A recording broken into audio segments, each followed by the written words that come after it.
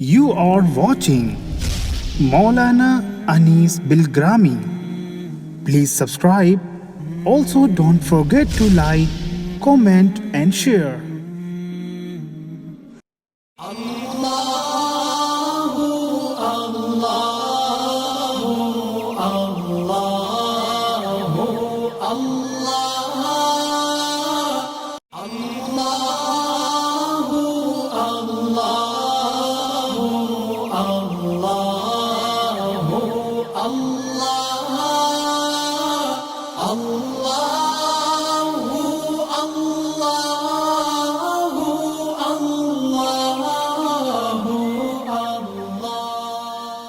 السلام علیکم ورحمۃ اللہ وبرکاتہ. بسم اللہ الرحمن الرحیم. الحمد للہ رب العالمین والصلاة والسلام علی سید المرسلین وعلى آلہ واصحابہ وازواجہ وذریاتہ واہل بیتہ اجمعین. اما بعد. دو ایسی بیماریاں ہیں جو انسان اپنے آپ کو ان دو بیماریوں سے بچا لے، اللہ کی ذات سے قوی امید ہے کہ اس کی مغفرت ہو جائے گی. وہ دو بیماریاں ایسی ہیں، وہ دو مرض ایسے ہیں جن کی وجہ سے انسان غفور الرحیم کی مغفرت اور ان کے رحم اور کرم سے محروم ہو جاتا ہے. پہلی بیماری، بہت بڑا مرض، سب سے بڑا گناہ شرک ہے. شرک ناقابل معافی جرم ہے. یہ مرض جس کو لگ گیا، قرآن مجید کی وضاحت اور صراحت کے تناظر میں یہ طے ہے کہ وہ غفور الرحیم کی مغفرت سے محروم ہی رہے گا، رحمان و رحیم کے رحم اور کرم سے ہمیشہ کے لیے محروم رہے گا. یہ قرآن کی وضاحت ہے. ناقابل معافی جرم شرک ہے. حکیم لقمان کا نام آپ نے یقیناً سنا ہوگا، جن کے نام پر قرآن مجید میں مکمل ایک سورت موجود ہے، سورہ لقمان. اس سورت کو ان کے نام سے موسوم اس وجہ سے کیا گیا کہ حکیم لقمان نے اپنے صاحبزادے کو جو بڑی اہم نصیحتیں کی تھیں، ان کی افادیت کے پیش نظر ہمارے رب نے حکیم لقمان کی ان نصیحتوں کو اپنے مبارک کلام میں ذکر کر دیا. حکیم لقمان کی قبر پہ اس فقیر کو حاضر ہونے کا کئی مرتبہ موقع ملا. الحمدللہ حکیم لقمان کی نصیحتوں میں کس قدر افادیت ہے، ان کی ان نصیحتوں کی اہمیت اور ان کی ضرورت کے پیش نظر ہمارے رب نے حکیم لقمان کی ان 10 اہم نصیحتوں کو قرآن میں ذکر کیا ہے. مکمل ایک رکوع ہے جس میں ان نصیحتوں کا تذکرہ تفصیل کے ساتھ موجود ہے. سب سے پہلی نصیحت کیا کی حکیم لقمان نے اپنے بیٹے کو؟ ہر باپ چاہتا ہے کہ اس کے بچے صحیح رہیں اور اس کے لیے ہر باپ کوئی نہ کوئی گائیڈ لائن اپنی اولاد کو دیتا ہے. حکیم لقمان نے اپنے بیٹے کو جو گائیڈ لائنز دی ہیں، ان میں سب سے پہلی گائیڈ لائن کیا ہے؟ یقیناً وہ نصیحت بڑی اہمیت کی حامل ہوگی جسے سب سے پہلے حکیم لقمان نے ذکر کیا ہے. اپنے بیٹے سے کیا کہا؟ یا بنی لا تشرک باللہ، میرے پیارے بیٹے اللہ کے ساتھ شرک نہ کرنا. یہ سب سے پہلی نصیحت ہے. ہم اور آپ بھی اپنی اولاد کو نصیحتیں کرتے ہیں، جس کے پیش نظر جو چیز ہوتی ہے وہی اس کی نصیحت کرتا ہے. جن والدین کے ذہنوں میں مادیت بھری پڑی ہے، جن والدین کے دل اور دماغ میں دنیا کی مادی چیزیں بھری پڑی ہیں، وہ اپنی اولاد کو مال کمانے، نفع حاصل کرنے، ذخیرہ اندوزی کرنے کی نصیحت کریں گے. کیونکہ مادیت ان کے ذہن پہ سوار ہے. دنیا کے مختصر سامان اور دنیا کی مختصر سی زندگی کا فائدہ ان کے ذہنوں پر مسلط ہے. حکیم لقمان کے ذہن میں یہ دنیا ہی نہیں بلکہ آخرت کا فائدہ ان کے ذہن میں موجود ہے. انہوں نے اپنے بیٹے کو وہ نصیحت کی کہ دنیا میں بھی اللہ کے عذابوں سے محفوظ رہے اور آخرت کی جو ہمیشہ کی زندگی ہے اس میں بھی ان کا بیٹا ہر طرح کی پریشانی سے محفوظ رہے. دنیا میں کتنے دن ہم اور آپ جیتے ہیں کسی کو خبر نہیں کہ زندگی کا یہ چراغ نہ جانے کس چوراہے پر بجھ جائے. ایک حقیقت ہے, ایک سچائی ہے جس کا کوئی انکار نہیں کر سکتا. زندگی کا آخری سانس زمین کے کس خطے پہ ہوگا یہ بھی کسی کو نہیں معلوم. جو بھی دنیا کی زندگی گزاری آخرت میں پہنچیں گے پوچھا جائے گا کم لبثتم, دنیا میں کتنی زندگی گزار کے آئے؟ قالوا لبثنا یوما او بعض یوم, ایک دن یہ ہم اور آپ کہیں گے, اور وہ بھی جو ہزاروں سال کی عمر پا کر دنیا سے رخصت ہوئے. لبثنا یوم, بس دنیا میں تو ہم ایک دن ٹھہرے تھے. نہیں ایک دن کہاں ٹھہرے تھے, بعض یوم, دن کا ایک مختصر سا حصہ ہم نے دنیا میں گزارا ہے. یہ ہے دنیا کی زندگی کی حیثیت, اور اسی کے لیے سب کچھ ذہن میں مسلط ہے. یہ وہ بیماری ہے, شرک وہ مرض ہے جو انسان کو دونوں جہان میں تباہ کر دیتا ہے. حکیم لقمان نے اپنے بیٹے کو جو سب سے پہلی نصیحت کی وہ یہ تھی, یا بنی لا تشرک باللہ, اے میرے پیارے بیٹے اللہ کے ساتھ شرک نہ کرنا, کسی کو اللہ کے ساتھ شریک نہ ٹھہرانا. اور حکیم لقمان نے یہ نصیحت کر کے فوراً اس کا ریزن بتایا, اس کی وجہ بتائی کہ تمہیں شرک سے کیوں منع کر رہا ہوں. حالانکہ انسان میں عملی طور پہ بہت سے گناہ برپا ہو جاتے ہیں اور گناہ قابل معافی ہیں. زنا ہے, چوری ہے, بہت سارے گناہ ہیں, ان میں معافی کی گنجائش ہے.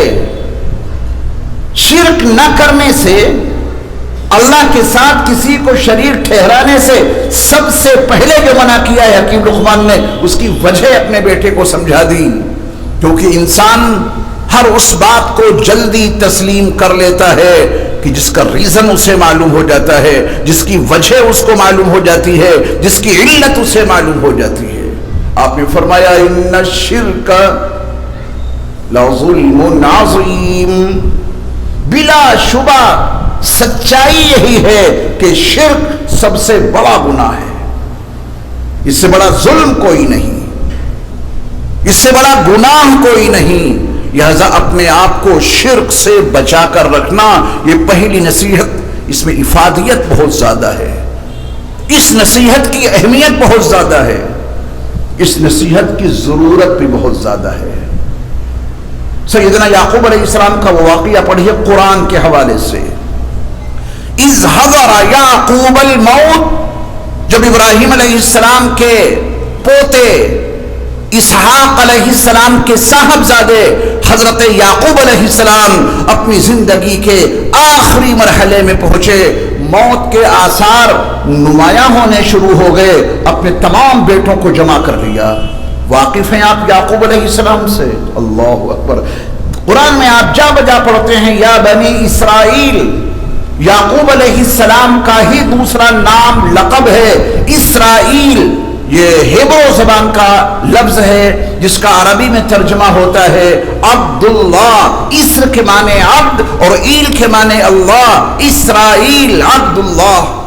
ان کی جتنی اولاد ہے اس ساری اولاد کو بنی اسرائیل کہا جاتا ہے.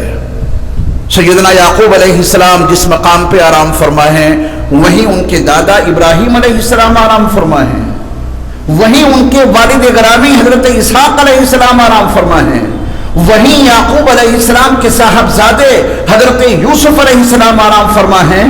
یعقوب علیہ السلام نے اپنی زندگی کے آخری لمحات میں اپنے سارے بیٹوں کو جمع کر لیا اور ان سے صرف اتنا پوچھا تھا, میرے بعد کس کی عبادت کرو گے؟ یہ تو بتا دو مجھے صرف ایک سوال، ایک نکاتی سوال، اور زیادہ کوئی پیچیدگی نہیں ہے اس میں۔ فکر ہے بوڑھے باپ یعقوب کو، میرے بعد میری اولاد کس ڈگر پر چلے گی، کس راہ پر چلے گی؟ بتاؤ میرے بیٹو، میرے بعد تم کس کی عبادت کرو گے؟ تربیت تھی، تعلیم تھی، حالانکہ عملی بگاڑ تھا بیٹوں میں۔ بیٹوں کے عملی بگاڑ کی تفصیل قرآن میں موجود ہے۔ 10 بھائیوں نے اپنے سب سے چھوٹے بھائی یوسف کو لے کر کنویں میں ڈالا تھا۔ بگاڑ کا یہ عالم ہے، ابا کو کتنا ستایا تھا۔ فراق یوسف میں جو یعقوب 40 سال تک روتے رہے، آنکھوں کی روشنی ختم ہو گئی، وہ اب یدت عینا، ان کی آنکھیں پتھرا گئیں۔ ستایا ہے بیٹوں نے، ایسا نہیں کہ نہ ستایا ہو، وہ عملی بگاڑ ہے۔ عبادت کس کی کرو گے؟ جب یعقوب علیہ السلام نے اپنے بیٹوں سے یہ سوال کیا تو ان کا جواب پوری تفصیل کے ساتھ پہلے پارے میں سورۃ البقرہ میں موجود ہے۔ انہوں نے کہا آپ کے معبود کی، آپ کے آباء و اجداد کے جو معبود رہے ہیں، ابراہیم علیہ السلام، اسحاق علیہ السلام، بس ان سب کا جو معبود رہا ہے ہم اسی کی عبادت کریں گے، جس کی عبادت ہمارے جد امجد ابراہیم علیہ السلام نے کی، جس معبود کی عبادت آپ کے صاحبزادے اسحاق علیہ السلام نے کی، جس معبود کی عبادت ابا آپ کر رہے ہیں، آپ کے بعد ہم اسی معبود کی عبادت کرتے رہیں گے۔ الہ واحدہ، اور وہ معبود اکیلا ہے، اکیلا، نہ اس کی ذات میں کوئی شریک ہے، نہ اس کی صفات میں کوئی شریک ہے، اور نہ اس کی صفات کے تقاضوں میں کوئی شریک ہے۔ ہم اپنے گھروں میں، اپنی عائلی زندگی میں، اپنے خاندانی ماحول میں اپنی اولاد کو شرک کے حوالے سے کچھ آگاہ کر رہے ہیں کہ نہیں؟ اگر اپنی اولاد کو وہ نصیحتیں نہیں کی جو لقمان نے اپنے بیٹوں، اپنے صاحبزادے کو کی تھی، حضرت حکیم لقمان نے اپنے بیٹے کو جو نصیحتیں کی تھیں، ان نصیحتوں کو اگر ہم نے اپنی اولاد کے سامنے نہیں دہرایا، یعقوب علیہ السلام کو اپنی زندگی کے آخری لمحات میں جو فکر ہے، اگر وہ فکر ہم نے اور آپ نے نہیں اوڑھی، اس کا حشر کیا ہوگا، اس کی ہلاکت خیزی کیا ہوگی، اس کی تباہی اور بربادی کیا ہوگی، اس کا اندازہ شاید آپ کو نہ ہو۔ سوالات آپ کے پاس نہیں آتے ہیں، سوالات اماموں کے پاس جاتے ہیں، میرے پاس آتے ہیں۔ امت مسلمہ فکر و نظر عقائد کے لحاظ سے اتنی کمزور ہو گئی، قرآنی آیات کے پڑھنے کا جو فائدہ ہے اس کو نہ جانا، نہ سمجھا، اور نہ اس پہ یقین کیا۔ اس نہج پہ مسلمان پہنچ گیا، لا الہ الا اللہ محمد الرسول اللہ صلی اللہ علیہ وسلم کے پڑھنے والے میں فکر و نظر اور عقیدے کے لحاظ سے اتنا انحطاط پیدا ہو گیا، اتنا فساد برپا ہو گیا، اتنی تباہی آ گئی۔ ان کو چھوڑیے جن کے بارے میں آپ کو خوب معلوم ہے کہ دینی نقطہ نظر سے اور اسلامی لحاظ سے یہ انسان ناقابل قبول ہے، وہ شرک کر رہا ہے، وہ گناہ کر رہا ہے، وہ شراب پی رہا ہے، اور نہ جانے کتنے گناہوں میں مبتلا ہے۔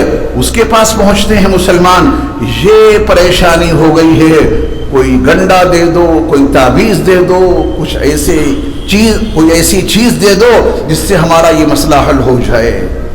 لا الہ الا اللہ کے پڑھنے والے سب کچھ کر رہے ہیں، کسی نے کچھ کرا دیا ہے، کسی نے میرا کام باندھ دیا ہے، کسی نے بیوی کی کوکھ باندھی ہے، بچہ نہیں پیدا ہو رہا ہے، آپ کوئی نقش دے دیجئے کہ بچہ پیدا ہو جائے۔ کاروبار تجارت ٹھپ ہو گیا ہے، کسی نے بندش کرا دی ہے، کوئی تعویذ دے دو بندش کھل جائے۔ امت مسلمہ اس مرض میں مبتلا ہو چکی ہے۔ آپ یہ عقیدہ کیوں نہیں بنا لیتے کہ مجھ پر کوئی کچھ نہیں کرا سکتا؟ اس عقیدے کو بنانے میں آپ کو کیا دقت ہے؟ بنانا ہی پڑے گا. اگر لا الہ الا اللہ محمد الرسول اللہ صلی اللہ علیہ وسلم پڑھا ہے تو یہ عقیدہ آپ کا پختہ ترین ہونا چاہیے. مجھ پر کوئی کچھ نہیں کرا سکتا، یہ عقیدہ آپ کو رکھنا ہی ہوگا اگر جنت میں جانا ہے. میرے کام کی بندش کوئی نہیں کر سکتا، بیگم کی کوکھ کوئی نہیں باندھ سکتا. قرآن بھول گئے کیا؟ وَإِن يَمْسَسْكَ اللَّهُ بِضُرٍّ فَلَا كَاشِفَ لَهُ إِلَّا هُوَ وَإِن يُرِدْكَ بِخَيْرٍ فَلَا رَادَّ لِفَضْلِهِ. قرآن اتنا واضح اعلان کر رہا ہے اور آپ ان نقوش کے چکر میں پھنس گئے، گنڈوں کے چکر میں آپ پھنس گئے، سندور جا کے آپ پان میں رکھ کے راستوں پہ رکھنے کے چکر میں پڑ گئے، کن خرافات میں مبتلا ہو گئے. تمہارے رب نے، ہمارے معبود نے ہمیں اور آپ کو آگاہ کیا تھا، تمہارا اللہ اگر تمہیں کسی مصیبت میں مبتلا کرنا چاہے تو کائنات کی تمام طاقتیں مل کر اس مصیبت کو تم سے دور نہیں کر سکتی. جب کبھی کوئی مصیبت آئے اللہ کی طرف رجوع کرو، وہی ہے تمہاری مصیبتوں کو دور کرنے والا. نفع چاہیے، خیر چاہیے، بھلائی چاہیے تو میرے رب نے اس سلسلے میں بھی صاف طور پہ ہمیں اور آپ کو آگاہ کر دیا کہ تمہارا اللہ اگر تمہیں کسی بھلائی سے مالا مال کرنا چاہے، تمہارا اللہ تمہیں کسی خیر سے نوازنا چاہے اور دنیا کی تمام طاقتیں مل کر تم سے اس خیر کو چھیننا چاہتی ہیں، ہمارے اور آپ کے رب کا اعلان ہے دنیا کی تمام طاقتیں مل کر تم سے اس خیر کو نہیں چھین سکتی. کون ہے جس نے آپ کے کاروبار کو بند کر دیا؟ کس نے آپ پر کچھ کرا دیا؟ کس میں طاقت اور قوت ہے جس نے بیگم کی کوکھ کو بند کر دیا، باندھ دیا کہ اولاد نہیں ہوگی؟ عقیدے کی پختگی لازم اور ضروری ہے. کون دیتا ہے اولاد؟ قرآن میں کیا پڑھا نہیں آپ نے؟ وہ صرف اور صرف اللہ ہے جو تمہیں اولاد سے نوازتا ہے. وہ جس کو چاہتا ہے لڑکیاں ہی لڑکیاں عطا کرتا ہے، وہ جس کو چاہتا ہے لڑکے ہی لڑکے عطا کرتا ہے، وہ جس کے لیے چاہتا ہے اسے لڑکے اور لڑکیاں دونوں عطا کر دیتا ہے. اور آخری جملہ قرآن کا یہ ہے وَيَجْعَلُ مَن يَشَاءُ عَقِيمًا، اور جسے چاہتا ہے وہ بانجھ بنا دیتا ہے، اس کے یہاں کچھ نہیں پیدا ہو سکتا. یہ قرآن نہ پڑھنے کا نتیجہ ہے. اولاد کا سسٹم نہیں جانتے. کون دے سکتا ہے؟ جو دے سکتا ہے ادھر رجوع نہیں، جو نہیں دے سکتے وہاں سجدہ ریزی ہے. کس راہ پر چل پڑے؟ یہ شرک انسان کو تباہ کر دیتا ہے. اللہ کی ذات، اس کی صفات کے تقاضے سب میں توحید مان کے چلنا پڑے گا. نہ اللہ کی ذات میں کوئی شریک ہے، نہ اللہ کی صفات میں کوئی شریک ہے، اور نہ ہی اللہ کی صفات کے تقاضوں میں کوئی شریک ہے. اتنی پختگی کے ساتھ میں زندگی گزارو گے تو کامیابی ملے گی. شرک زندگی کے کسی شعبے میں کسی بھی زاویے سے داخل ہو جائے یہ ناقابل معافی جرم ہے. یقین بنا لینا کہ شرک وہ گناہ ہے جو اللہ کسی حال میں معاف نہیں کریں گے. بعض لوگ کچھ ایسے گناہ بتاتے ہیں، ان کو بتا کر کہتے ہیں کہ صاحب یہ گناہ معاف نہیں ہوگا. وہ قرآن سے واقف نہیں ہیں، ان کو حدیث کا مزاج نہیں معلوم، وہ اسلام کو نہیں جانتے. بس یہ ایک گناہ ہے جو ناقابل معافی جرم ہے. قرآن کے الفاظ میں ذرا دیکھیں، قرآن میں متعدد مقامات پر یہ مضمون موجود ہے. ان اللہ، یہ انا تمام شکوک و شبہات کو ختم کر دیتا ہے. دل اور دماغ کے پردوں پہ اگر کوئی شبہ موجود ہوتا ہے، لفظ انا اس شبہ کو کھرچ کے رکھ دیتا ہے. فرمایا ان اللہ، بلا شبہ اللہ لا یغفر، مغفرت نہیں کرے گا. یہ اعلان میرا نہیں ہے، یہ اعلان کسی سوسائٹی کی طرف سے نہیں ہے، یہ اعلان کسی انجمن کی طرف سے نہیں ہے، یہ اعلان کسی تنظیم کی طرف سے نہیں ہے. یہ اعلان ہے اس اللہ کی طرف سے جو ہمارا اور آپ کا خالق بھی ہے، مالک بھی ہے، رازق بھی ہے. کائنات کے ذرے ذرے کو اکیلا پیدا کرنے والا وہی ہے. یہ اس کا اعلان ہے جس کے قبضے میں مغفرت ہے. وَمَن يَغْفِرُ الذُّنُوبَ إِلَّا اللَّهُ، اللہ کے سوا کون مغفرت کر سکتا ہے؟ اس کا اعلان ہے ان اللہ لا یغفر ان یشرک بی، بلا شبہ اللہ شرک والے گناہ کو کبھی معاف نہیں کرے گا، وَيَغْفِرُ مَا دُونَ ذَلِكَ لِمَن یشاء، اس شرک کے علاوہ جو اور گناہ ہیں وہ چاہے گا تو معاف کر دے گا۔ اللہ ہم سب کو موحدانہ زندگی گزارنے کی توفیق عطا فرمائے۔